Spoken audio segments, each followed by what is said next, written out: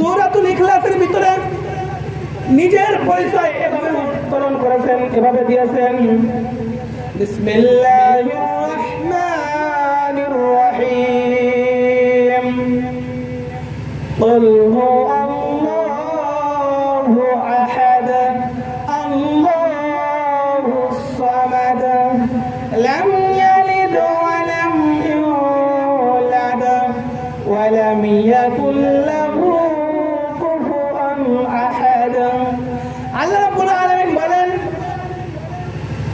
যে আল্লাহ রাব্বুল আলামিন এক, কুল হুয়াল্লাহু আহাদ, আল্লাহুস সামাদ, তার সমতুল্য কেউ নাই, লাম ইয়ালিদ ওয়া লাম ইউলাদ, তিনি কাউকে জন্ম দেয় নাই এবং কারো থেকে জন্মগ্রহণ করেন নাই, তার সমতুল্য সমকক্ষ আসমান জমিনে আর কেউ হবে না।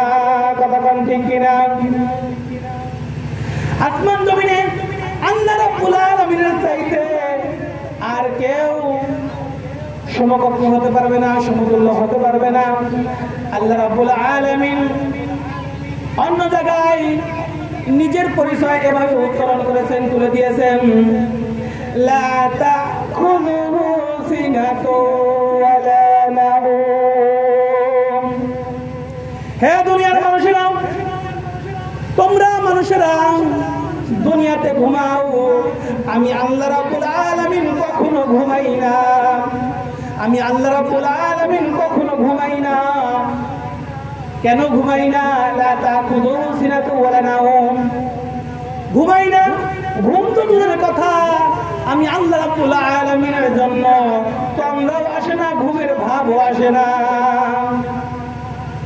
কারণ দুনিয়ার মানুষ যদি বিপদের সম্মুখীন হয়ে যায়, রাতের বেলা অসুস্থ হয়ে গিয়েছে, দুনিয়ার হসপিটাল বন্ধ, কবিরাজরাও শুয়ে পড়েছে, ঘুমিয়ে গিয়েছে, ডাক্তারখানাও বন্ধ, দোকানপাটও বন্ধ, এমন সময় মানুষ যদি বিপদে পড়ে আর কারো কাছে যাইতে পারবে না, আল্লাহ রাব্বুল আলামিন ওই সময় তার জন্য সাহায্য করবে।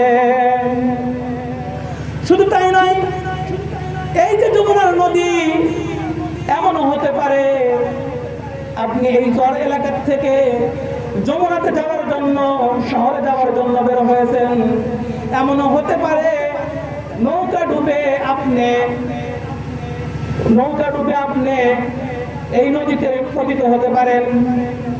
এমন সময় আশেপাশে যদি কোনো সাহায্য না থাকে, আপনি যদি দিল থেকে আল্লাহ রাব্বুল আলামিনের কাছে সাহায্য প্রার্থনা করেন, আল্লাহ রাব্বুল আলামিন ওই সময়ও আপনাকে সাহায্য করবে।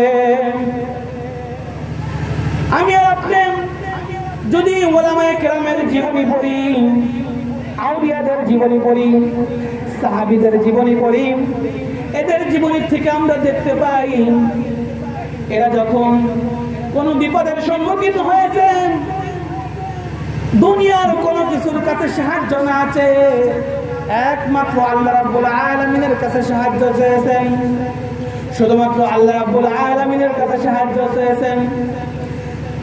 সাহাবায়ে কেরাম রিদওয়ানুল্লাহি তাআলা আজমাইন, তারা যখন বিপদের সম্মুখীন হয়েছে, যখন কোনো কিছুর প্রয়োজন বোধ করেছে, প্রয়োজন হওয়ার সঙ্গে সঙ্গে 2 রাকাত সালাত আদায় করেছে।